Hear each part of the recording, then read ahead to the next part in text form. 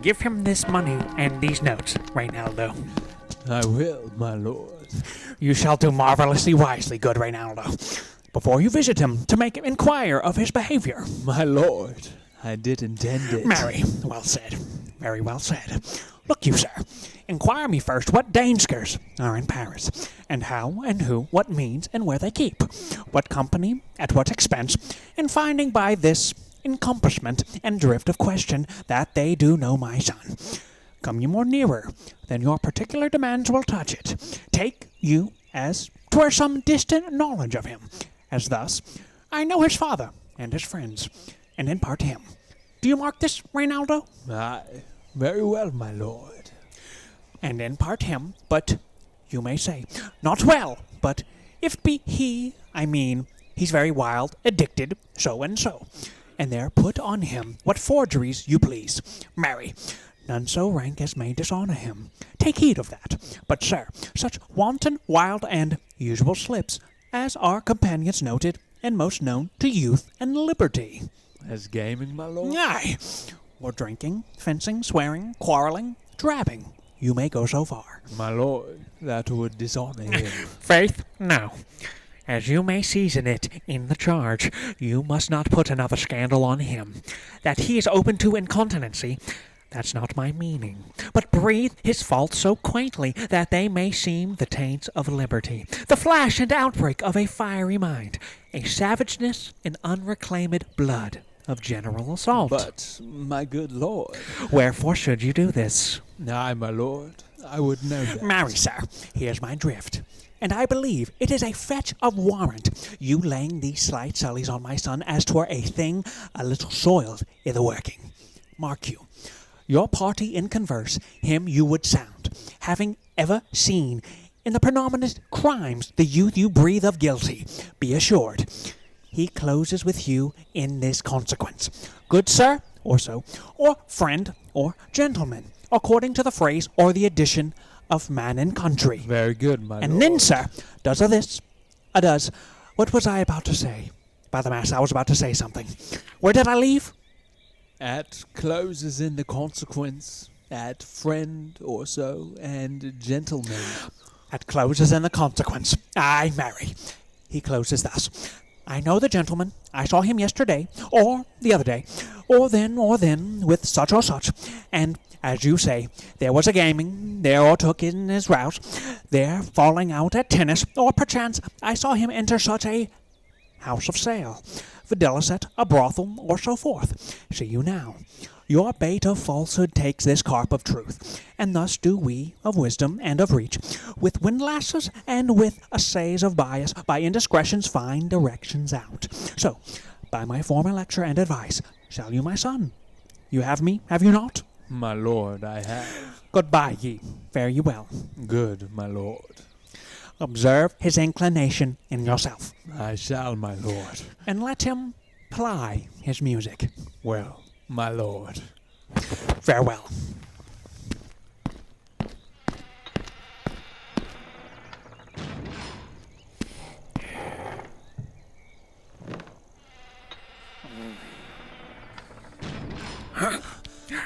How now, Ophelia? What's the matter?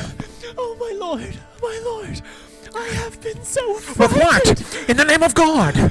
My lord, as I was sewing in my closet, Lord Hamlet, with his doublet all unbraced, no hat upon his head, his stockings fouled, ungartered, and down gyved to his ankle, pale as his shirt, his knees knocking each other, and with a look so piteous in purport, as if he had been loosed out of hell. To speak of horrors, he comes before me. Mad for thy love? My lord, I do not know, but truly I do fear it. What said he? He took me by the wrist and held me hard. Then goes he to the length of all his arm, and with his other hand thus o'er his brow, he falls to such perusal of my face as I would draw it. Long stayed he so, at last a little shaking of mine arm, and thrice his head thus waving up and down, he raised a sigh so piteous and profound, as it did seem to shatter all his bulk and end his being. That done, he lets me go, and with his head over his shoulder turned, he seemed to find his way without his eyes, for out of doors he went without their helps, and at last bended their light on me. Come, go with me. I will go seek the king. This is the very ecstasy of love, whose violent property foredoes itself and leads the will to desperate undertakings, as oft as any passion under heaven that does afflict our natures. I am sorry. What, have you given him any hard words of late? No, my good lord, but as you did command, I did repel his letters and denied his access to me. That hath made him mad. I am sorry that with better heed and judgment I had not quoted him. I feared he did but trifle and meant to rack thee. But beshrew my jealousy. By heaven, it is as proper to our age to cast beyond ourselves in our opinions as it is common for a younger sort to lack discretion. Come, go we to the king. This must be known, which, being kept close, might move more grief to hide than hate to utter love. Come.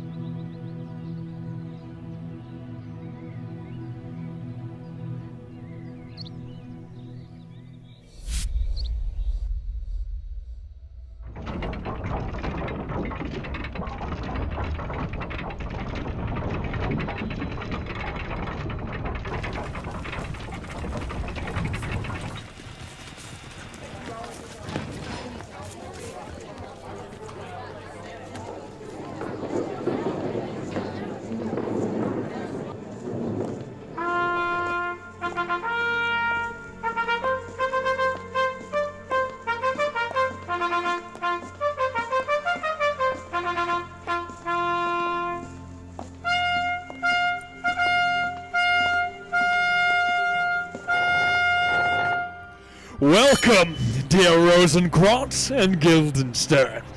Moreover that we much did long to see you. The need we have to use you did provoke our hasty sending.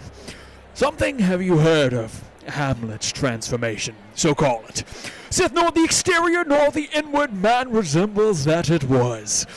What it should be more than his father's death, that thus hath put him so much from the understanding of himself, I cannot dream of.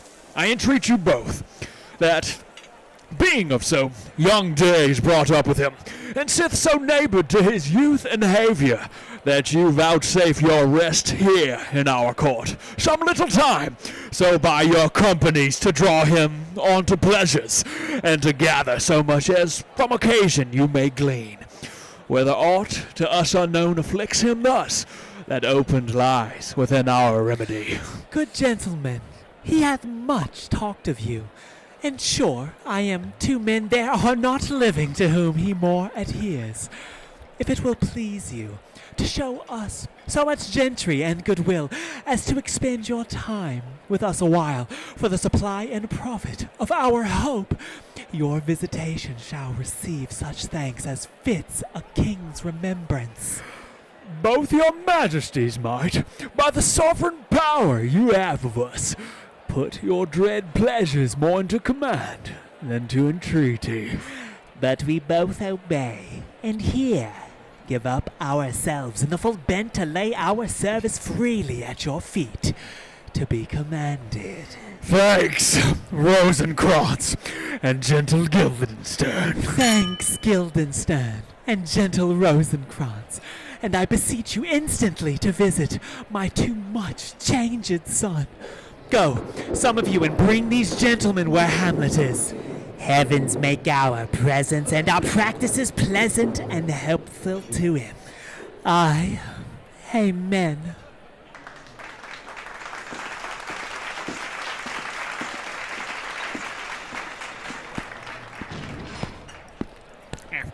The ambassadors from Norway, my good lord, are joyfully returned. Thou still hast been the father of good news. Have I, my lord? Assure you, my good liege, I hold my duty as I hold my soul, both to my God and to my gracious king. And I do think, or else this brain of mine hunts not the trail of policy so sure as it hath used to do, that I have found the very cause of Hamlet's lunacy. Oh, speak of that. That do I long to hear. Give first admittance to the ambassadors. My news shall be the fruit to that great feast. Thyself do grace to them, and bring them in. He tells me, my dear Gertrude, he hath found the head and source of all your son's distemper. I doubt it is no other but the main, his father's death in our hasty marriage. Well, we shall sift him. Say, welcome, my good friends. Say, Voltimand, what from our brother Norway? Most fair return of greetings and desires. Upon our first, he sent out to suppress his nephew's levies, which to him appeared to be a preparation against the Polak. But better looked into, he truly found it was against your highness, whereas grieved that so his sickness, age, and impotence was falsely born in hand sends out to rest on Fortinbras, which he in brief obeys. Receives rebuke from Norway, and in fine makes vow before his uncle never more to give the essay of arms against your majesty.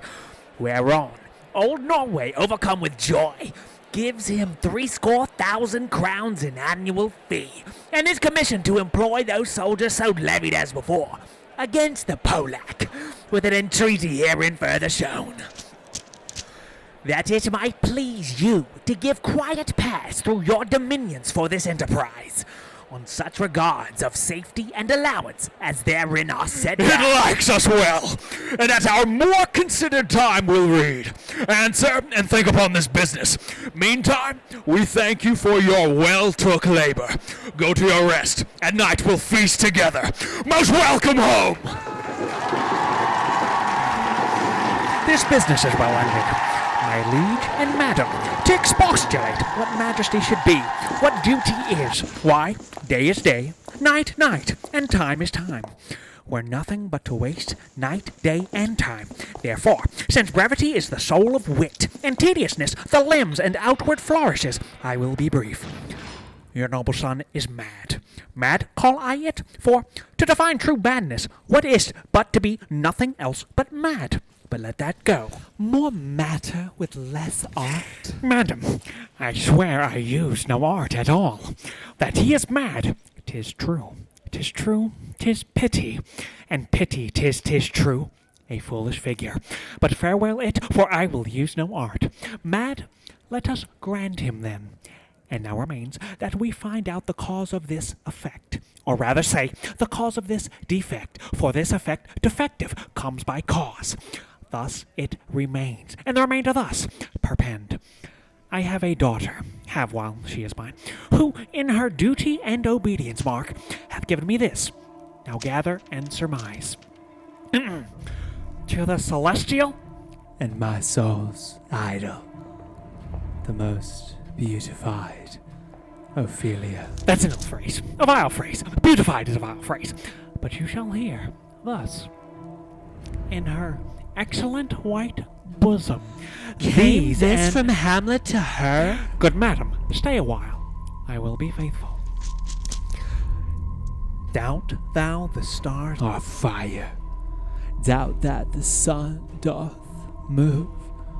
Doubt truth to be a liar? Will never doubt I love. Oh dear Ophelia, I am ill at these numbers. I have not aught to reckon my groans, but that I love thee best. Oh, most best. Believe it. Adieu. Thine evermore, most dear lady, whilst this machine is to him, Hamlet. This in obedience hath my daughter shown me, and more above hath his solicitings, as they fell out by time, by means, and place, all given to mine ear. But how hath she received his love? What do you think of me? As a man faithful and honorable. I would fain prove so. But what she might, you think, when I had seen this hot love on the wing, as I perceived it, I must tell you that, before my daughter told me, what might you, or my dear majesty, your queen here think, if I had played the desk or table book, or given my heart a winking, mute and dumb, or looked upon this love with idle sight? What might you think? No. I went round to work, and my young mistress thus I did bespeak. Lord Hamlet is a prince out of thy star. This must not be. And then I prescripts gave her, that she should lock herself from his resort, admit no messengers, receive no tokens, which done, she took the fruits of my advice, and he, repelled, a short tale to make, fell into a sadness, then into a fast, thence to a watch, thence into a weakness, thence to a lightness, and by this declension into the madness wherein now he raves, and all we hope for. Think 'tis this? It may be, very like. Hath there been such a time? I would fain know that I have positively said 'tis so, when it proved otherwise. Not that I know. Take this from this, if this be otherwise. If circumstances lead me, I will find where truth is hid, though it were hid indeed within the center. How may we try it first? You know sometimes he walks 4 hours together here in the lobby. So he does indeed. At such a time, I'll lose my daughter to him. Be you and I behind the arras then. Mark the encounter. If he love her not, and be not from his reason fallen thereon, let me be no assistant for a state, but keep a farm and quarters. We will try it. But look, where sadly the poor wretch comes reading. Away, I do beseech you both, away. Aboard him presently.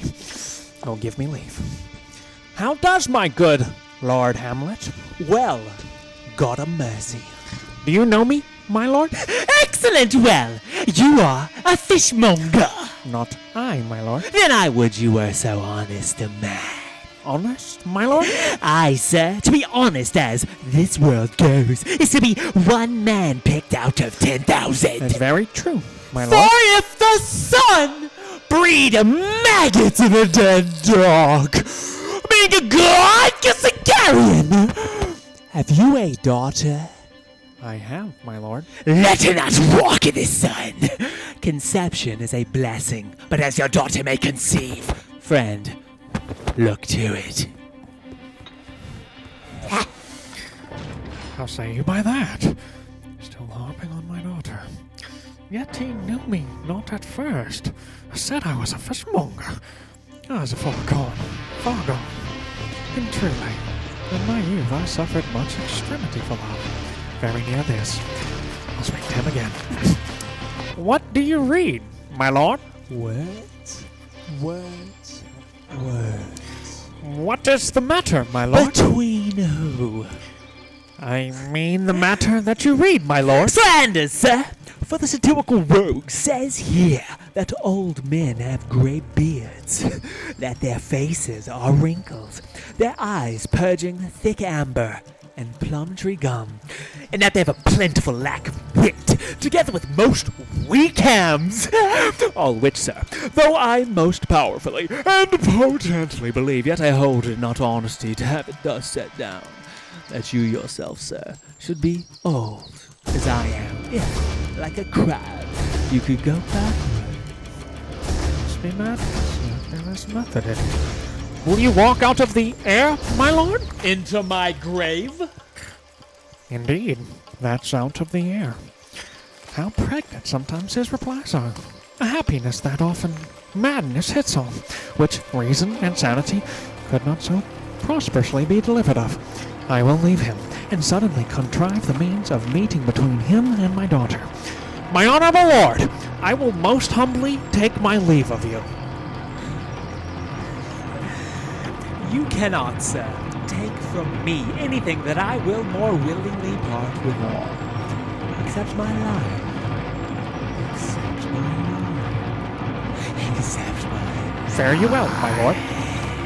These tedious old fools! You go to seek the Lord Hamlet. There he is. God save you, sir! My honored lord. My most dear lord! My excellent good friends! How dost thou, Guildenstern? Oh, Rosencrantz! Good lads, how do ye both? As the indifferent children of the earth. Happy in that we are not over happy. On Fortune's cap, we are not the very button. of her shoe. Neither, my lord. Then you live about her waist, or in the middle of her favor. Faith, her private wing. In the secret parts of Fortune, almost true. She is a strumpet! What news? None, my lord, but that the world's grown honest. Then is doomsday near? But your news is not true. Let me question more in particular. What have you, my good friends, deserved at the hands of Fortune that she sends you to prison hither? Prison, my lord? Denmark's a prison. Then is the world one? A goodly one, in which there are many confines, wards, and dungeons. Denmark being one of the worst. We think not so, my lord. Why then, 'tis none to you, for there is nothing, either good or bad, but thinking makes it so. To me it is a prison. Why then your ambition makes it one. 'Tis too narrow for your mind. Oh, God. I could be bounded in a nutshell and count myself a king of infinite space, were it not that I have bad dreams. Which dreams indeed are ambition, for the very substance of the ambitious is merely the shadow of a dream. A dream itself is but a shadow. Truly, and I hold ambition of so airy and light a quality that it is but a shadow. Then are our beggars' bodies, and our monarchs, and outstretched heroes the beggars' shadows? Shall we to the court, for by my fay I cannot reason. We'll wait upon you. Will wait upon you. No such matter.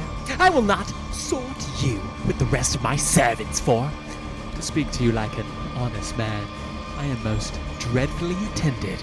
But in the beaten way of friendship, what make you at Elsinore? To visit you, my lord.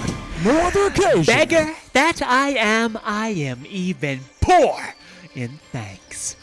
But I thank you. And sure, dear friends, my thanks are too dear a halfpenny. Were you not sent for? Is it of your own inclining? Is it a free visitation? Come, deal justly with me. Come, they speak. What should we say, my lord? Why, anything but to the purpose.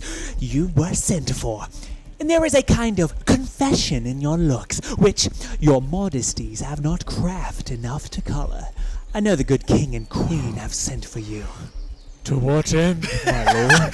That you must teach me. But let me conjure you by the rights of our fellowship, by the consonancy of our youth, by the obligation of our ever-preserved love, and by what more dear a better proposer can charge you withal, be even and direct with me, whether you were sent for or no. What say you? Nay then, I have an eye of you. If you love me, hold not on. My lord, we were sent for. I will tell you why. So shall my anticipation prevent your discovery, and your secrecy to the king and queen moult no further.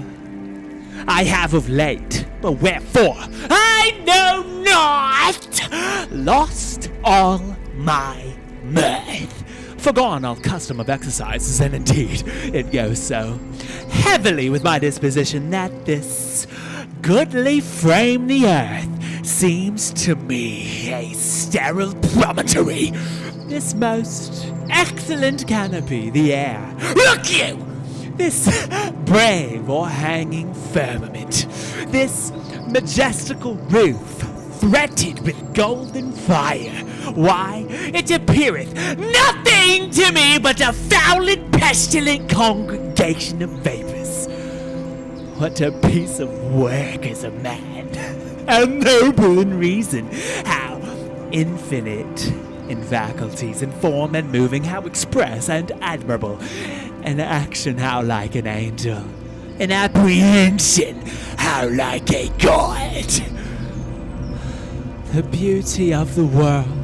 The paragon of animals. And yet, to me, what is this quintessence of dust? Man delights not me. No woman neither. Though by your smiling you seem to say so. There was no such stuff in my thoughts. Why did ye laugh then when I said man delights not me? To think, my lord, if you delight not in man, what Lenten entertainment the players shall receive from you. We courted them on the way, and hither are they coming to offer you service. He that plays the king shall be welcome. His majesty shall have tribute of me. The adventurous knight shall use his foil and target. The lover shall not sigh gratis. The humorous man shall end his part in peace. The clown shall make those laugh whose lungs are tickle or the seer. And the lady shall say her mind freely, or the blank verse shall haul forth. What players are they? Even those you were wont to take such delight in, the tragedians of the city. How chances it they travel? Their residence, both in reputation and profit, was better both ways. I think their inhibition comes by the means of the late Do they innovation. hold the same estimation they did when I was in the city? Are they so followed? No, indeed. Are they not? How comes it? Do they grow rusty? Nay, their endeavor keeps in the wonted pace. But there is, sir, an eyrie of children, little Ises, that cry out on the top of question, and almost tyrannically clap for it. These are now the fashion, and so barattle the common stages, so they call them, that many wearing rapiers are afraid of goose quills, and dare scarce come thither. What? Are they children? Who maintains them? How are they escorted? Will they pursue the quality no longer than they can sing? Will they not say afterwards, if they should grow themselves to common players, as it is most like, if their means are no better, their writers do them wrong to make them exclaim against their own succession? Faith, there has been much to do on both sides, and the nation holds it no sin to tar them to controversy. There was for a while no money bid for argument, unless the poet and the player went to cuffs in the question. Is't possible? Oh, there has been much throwing about of brain. Do the boys carry it away? Aye, that they do, my lord. Hercules and his load too. It is not very strange, for my uncle is king of Denmark, and those that would make mouths at him while my father lived. Give 20, 40, 50, 100 ducats apiece for his picture in little. His blood. There is something in this more than natural, if philosophy could find it out. There are the players. Gentlemen! You are welcome to Elsinore! Your hands come then. The appurtenance of welcome is fashion and ceremony. Let me comply with you in this garb. Lest my extent to the players, which I tell you must show fairly outwards, should more appear like entertainment than yours. You are welcome. But my uncle, father, and aunt mother are deceived. In what, my dear lord? I am but mad. North-northwest. When the wind is southerly, I know a hawk from a handsaw. We'll be with you, gentlemen. Hark you, Guildenstern, and you too, at each ear a hearer. That great baby you see there is not yet out of his swaddling. Happily, here's the second time come to them, for they say an old man is twice a child. I will prophesy he comes to tell me of the players. Mark it. You say right, sir, on Monday morning. 'Twas then indeed. My lord, I have news to tell you. My lord, I have news to tell you. When Rusticus was an actor in Rome. The actors are come hither, my lord. Buzz.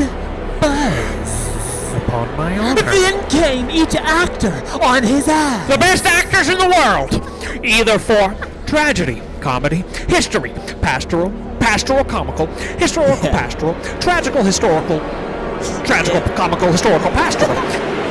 scene inevitable, or poem unlimited. Seneca cannot be too heavy, nor Plautus too light. For the law of writ and the liberty, these are the only men. Oh, Jephthah, judge of Israel, what a treasure hadst thou! What treasure had he, my lord? Why? One fair daughter, and no more, the which he loved, passing well. Still on my daughter. Am I not in a right, old Jephthah? If you call me Jephthah, my lord, I have a daughter that I love, passing well. Nay, that follows not. Huh? What follows then, my lord? Why, as by lot, God wot, and then, you know, it came to pass as most like it was. The first row of the pious chancel will show you more, for look where my abridgment comes. You are welcome, masters. Welcome all. I am glad to see thee well. Welcome, good friends. Oh, old friend. Why, thy face is valen since I saw thee last. Comest thou to bid me in Denmark? Why, my young lady and mistress, my lady, your ladyship is near to heaven than when I saw you last by the altitude of a Chopin. Pray guard your voice like a piece of uncurrent gold. Be not cracked within the ring. Masters, you are all welcome. Well, you do it like French falconers fly. Fly at anything we see. We'll have a speech straight. Come, give us a taste of your quality. Come, a passionate speech. What speech, my lord? I heard thee speak me a speech once, but it was never acted. Or if it was, not above once. For the play, I remember pleased not the million. 'Twas caviare to the general. But it was, as I received it, and others whose judgments in such matters cried in the top of mine, an excellent play, well digested in the scenes, set down with as much modesty as cunning. I remember one said there were no salads in the lines to make the matter savory, nor no matter in the phrase that might indict the author of affectation, but called it an honest method, as wholesome as sweet, and by very much more handsome than fine. One speech in it I chiefly loved. 'Twas Aeneas' tale to Dido, and thereabout of it especially where he speaks of Priam's slaughter. If it live in your memory, begin at this line. Let me see. The rugged Pyrrhus, like the Hyrcanian beast. 'Tis not so. It begins with Pyrrhus. The rugged Pyrrhus, he whose sable arms, black as his purpose did the night resemble, when he lay couched in the ominous horse, hath now this dread in black complexion smeared with heraldry more dismal, head to foot, now is betotaled girls, horridly tricked with blood of fathers, mothers, daughters, sons, baked and impasted with the parching streets that lend a tyrannous and a damned light to their lord's murder. Roasted in wrath and fire, and thus o'er sighs with coagulate gore, with eyes like carbuncles, the hellish Pyrrhus, O grandson Priam seeks. So, proceed you. For God, my lord, well spoken with good accent and good discretion.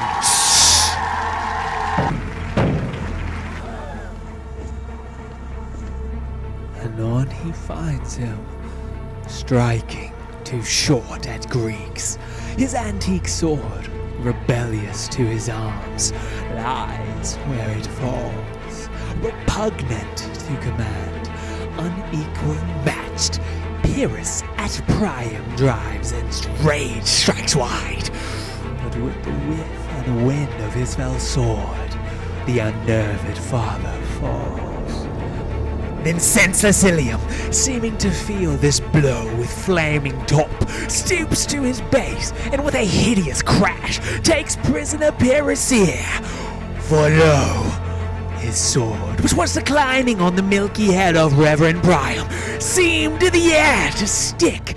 So as a painted tyrant Pyrrhus stood, and like a neutral to his will and matter did nothing But as we often see, against some storm, a silence in the heavens, the rack stands still, the bold winds speechless, and the orb below as hush as death.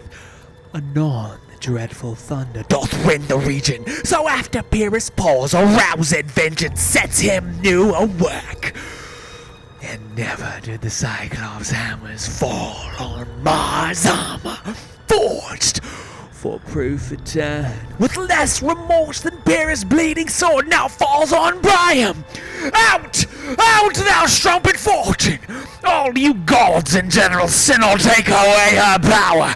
Break all the spokes and fellies from her wheel, and bowl the round nave down the hill of heaven, as low as to the fiend. This is too long. Then shout to the barbers with your beard! Prithee, say on. He's for a jig, or a tale of poetry, or he sleeps. Say on. Come to Hecuba. But who? Ah, woe. And sing Moblin Queen.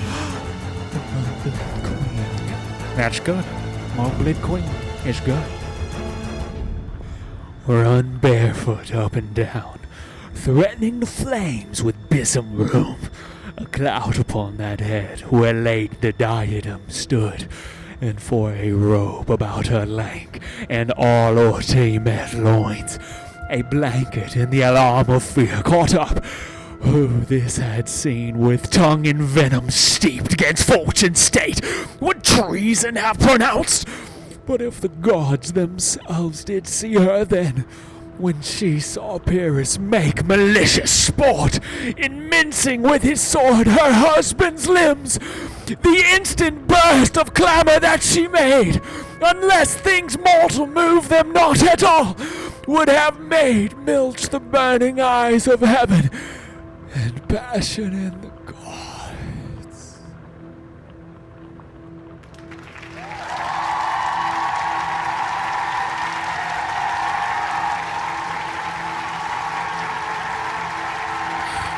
Look, where he has not turned his color, and has tears in his eyes. Prithee no more.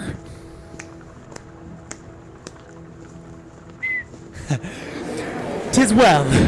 I'll have thee speak out the rest of this soon. Good my lord, will you see the players well bestowed? Do you hear? Let them be well used, for they are the abstract and brief chronicles of the time. After your death, you had better have a bad epitaph than their ill report while you live. My lord, I will use them according to their desert. God's Viking man! Much better! Use every man after his desert, and who shall escape whipping? Use them after your own honor and dignity. The less they deserve, the more merit is in your bounty. Take them in. Come, sirs. Follow him, friends. We'll hear play tomorrow. Dost thou hear me, old friend? Can you play the murder of Gonzago? Aye, my lord. We'll have tomorrow night. You could for a need study a speech of some dozen or 16 lines, which I would set down and insert into, could you not? Aye, my lord. Very well. Follow that lord, and look you mock him not. My good friends, I'll leave you till night. You are welcome at Elsinore. Good. I so goodbye to ye!